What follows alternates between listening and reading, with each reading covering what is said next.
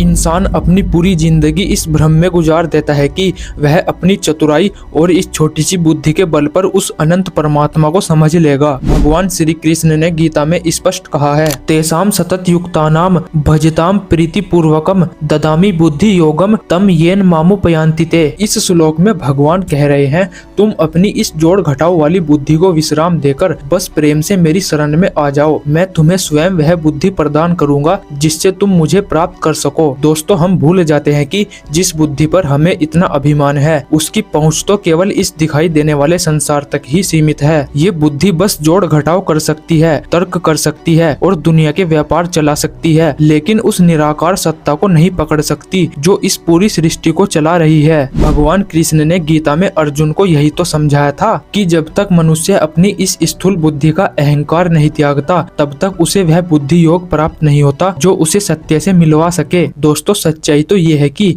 जब तुम प्रेम और पूर्ण विश्वास के साथ उस परमात्मा की शरण में जाते हो तब तुम्हें कुछ खोजने की जरूरत नहीं पड़ती, बल्कि वह स्वयं तुम्हें वह दिव्य दृष्टि प्रदान कर देते हैं। परमात्मा को जानने के लिए संसार की डिग्रियों की नहीं बल्कि हृदय की शून्यता की आवश्यकता है। जब तुम अपने भीतर से इस मैं को, इस अहम को निकालकर बाहर कर देते हो तभी वहाँ परमात्मा के ज्ञान का प्रकाश प्रवेश करता है। मनुष्य सोचता है कि वह अपने प्रयासों से उसे पा लेगा, पर हकीकत में उसे पाया नहीं जाता बल्कि उसके सामने खुद को खोया जाता है। जिस दिन तुम यह मान लोगे कि मैं कुछ नहीं हूँ और जो है सब वही है, बस उसी क्षण तुम्हारी ये भौतिक सीमाएं टूट जाएंगी और तुम्हें उस अलौकिक शक्ति का अनुभव होने लगेगा जो तर्क से परे और केवल प्रेम के वश में है। इसलिए इस दुनिया के गणित को छोड़ो और शरणागति के उस मार्ग पर चलो जहाँ बुद्धि हारती है और भक्ति जीतती है। राधे राधे।